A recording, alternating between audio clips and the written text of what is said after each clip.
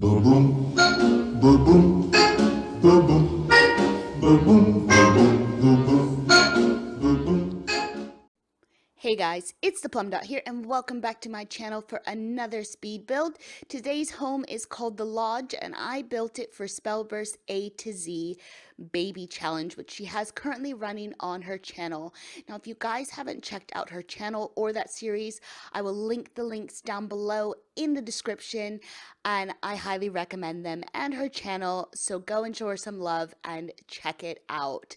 Now, it wouldn't be a The Plum Dot build if it didn't come to you in 3 separate parts. So here we are, part 1 of the lodge, and we're going to be doing the exterior and the landscaping of the home. Now, I will say that the landscaping gave me a bit of trouble. Surprise, surprise. So I've only done the front yard on camera, and the backyard I did off camera, but at the end of this video, I did show off the front and the backyard. So make sure you guys stick around and check that out. So the home for Spellburst, she really wanted a home that would fit in the surroundings of Hidden Springs, which is where we are. And I am building this at 77 Subaplene, I don't even know how to say that word. 77 S something Boulevard. And it looks out, the back of the house looks out onto the river, and it's just stunning views. So I really wanted to take advantage of this lot. So you will see in the back that the main area is mostly windows, and it looks pretty darn good. So what Spellburst was after in a home for her A to Z baby challenge is 3 to 4 bedrooms and 2 to 3 bathrooms. And this was really originally supposed to be a cabin, but I had loads of space that I wanted to use, and so it became a lodge. It's massive. And she also asked for lots of activities for the kids to use, and also for it all to be on a budget of 50 to 60,000 simoleons, which was a massive problem for me. If anybody knows me and how I build with lots of clutter and things like that, I'm atrocious at sticking to budgets. Like, horrible. I don't even know how, when I do challenges, I'm able to stick to budgets. Well, I couldn't stick to a budget for this. I went to Spellburst and I was like, so hey, is the budget definitely 50 to 60,000 simoleons? And she was like, well, we can increase it to about 80. So I was like, okay, not a problem. Guys, it was a massive problem. By the time I was finished with the exterior of the home, including the landscaping, I'm pretty sure it cost about 80,000 simoleons. And I was like, oh my God, what am I gonna do?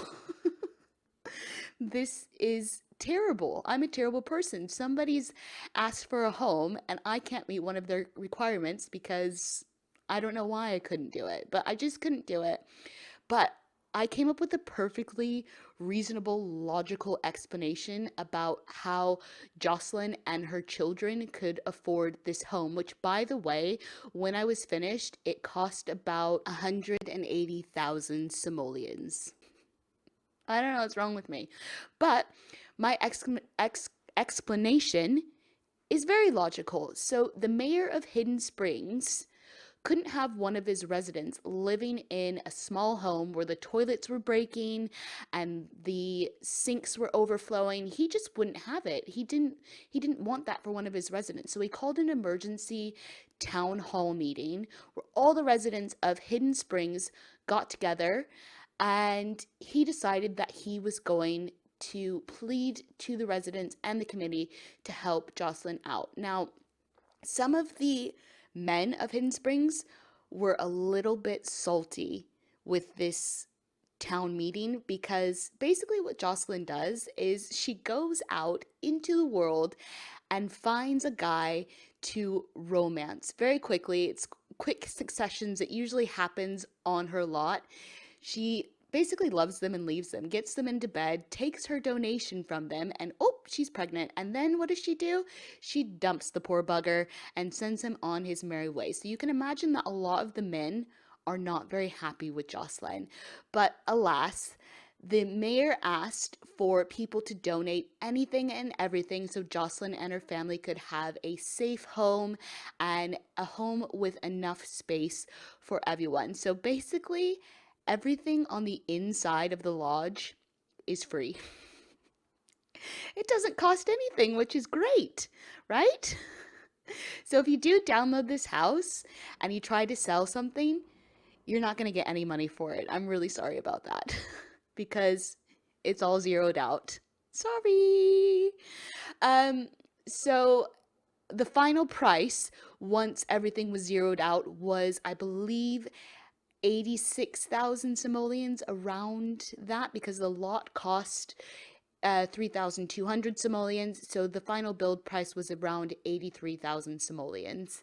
So this is Jocelyn's home with her brood, and it has 4 bedrooms, 3.5 bathrooms, if I'm remembering correctly, and the entire upstairs is sort of a study skill type of area for the kids to do their homework and work on their skills. So I really love how it turned out. I'm really happy with the build, even though it's not a cabin. Like I said, it's more of a lodge, but it's just to me, it's perfect. I love it. But I say that about all my builds, which makes me sound big-headed, but trust me, there are some builds that I do where I just scrap them and I absolutely hate them. The lodge, thank goodness, is not one of those builds. Like I said, in another one of my voiceovers, I don't put out content, or I won't put out content where I'm not 110% happy with what I've done. So yeah, I'm very, very proud, and I'm patting myself on the back, but you can't see it. So basically, the exterior of the home is complete, and I'm just going through and changing all the colors before we get into the landscaping. Now, the landscaping was a pain because it's raised up and it's also on foundation. I had a lot of trouble with making it work in my mind. I had a vision in my mind when I went to do the landscaping, and I couldn't get it the first, second, third time on camera. So I stopped filming several times to actually work on the landscaping, and then I deleted it and repeated it on camera. And I do that for a lot of my builds, actually. Most of my builds, I don't film straight off the bat. I have to do practice runs, several practice runs, in fact, before I can actually film something. And a lot of times, I really can't replicate what I did off camera, which is very, very strange because I just did it. But for some reason, once that camera's going and I can see the ticker down in the bottom, I panic. I go into panic mode and I'm like, I can't do it.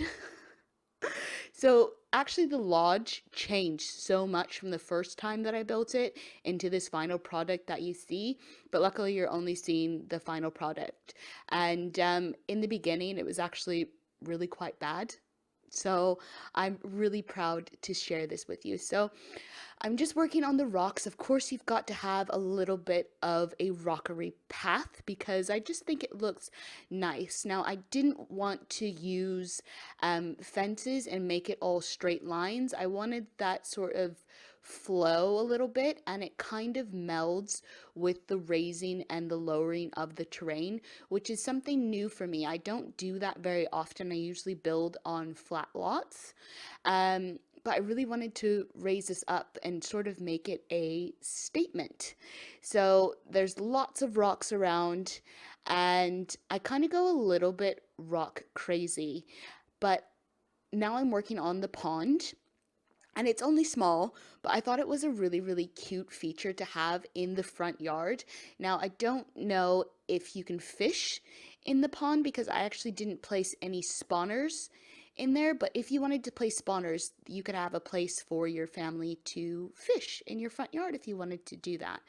So other things that you'll be seeing in the front yard is a hopscotch court and a seesaw, and then I also placed down the bee hives or bee boxes, that's what they're called, for Jocelyn because she likes to harvest the honey and she likes to sell the honey. So I made sure that there was something for Jocelyn to do in the front yard and not just something for the kids to do. And I just think it turns out really nice. Now, I do go back in a minute and pretty much place asphalt across the entire front yard because there was just too much green space for me. I was like, oh, this is too green. I've got to put asphalt down. But I think it looks really nice and it really works with the structure of the house and the colors that I used on the house, which as you saw was a log cabin and stone siding as well. I just think it looks really cozy. And I don't know if you guys follow me on Twitter, but if you do, you would have seen that when I finished this build, I actually took a picture of it in winter and it looks stunning. Like, this looks like a vacation home that you would have in the mountains, and it's just comfy and cozy. And I really wanted the feeling of warmth to come through for the lodge. And I think I accomplished that. Let me know what you guys think. If I accomplished the feeling of warmth, if you guys could see yourself spending a winter holiday in the lodge or going on a retreat in the lodge. It's kind of like a ski lodge. Um, it's that big. So, yeah, I really, really like it. And then I decided to place down a parking space. Now, as of yet, no one in Jocelyn's family has a car, but I thought it might be nice in the future if the kids wanted to learn to drive, if they wanted to get the old sloppy jalopy. Jocelyn could teach the teenagers to drive. So I thought I'd just put a car park spot there. And in a moment, you're going to see me throw down some of the bike racks because I believe a couple of the kids do have bikes, so they needed a place to put their bikes. So something else that I noticed while I was landscaping, I love buckhorns. Is that what they're called? Buckhorn bushes? I think that's what they're called. I use them a lot, and not only in this build, I've used them frequently in other builds. I just think that they work when you're trying to do sort of a naturey type build. Buckhorns for the win. I mean, they're beautiful, and I just love the color green that they are. I think they're gorgeous. So this house is buckhorn heavy. And you will see in the end, which we are almost at, where I show off the front and the backyard in video form, that I replaced a lot of the bushes or a lot of the flowers because I had a lot of different colors going on. At the moment, you can see red and purple, and I believe I throw in some pink, and there's yellow and there's white, and there was just too many colors. So I do get rid of that and go with the reds and the whites and the yellows, I believe. So here I am placing the hopscotch. Ugh, I choked on my spit. I'm sorry. Placing the hopscotch court for the kids and trying to match the background to the asphalt so that you just have the court and you don't have the sort of rug pattern that it comes with. And there's the bee boxes for Jocelyn so she can enjoy those. And I'm just going through and putting the final touches on the front. So we're getting close to the end where you guys will be able to see the front yard and the backyard in all of its glory. In the backyard, we end up with a clubhouse, some spring riders, a hot tub for Jocelyn so she can relax because pumping out 26 babies is not an easy feat and she needs somewhere that she can relax. And then there's also a fire pit in case the family wants to sit around and roast marshmallows.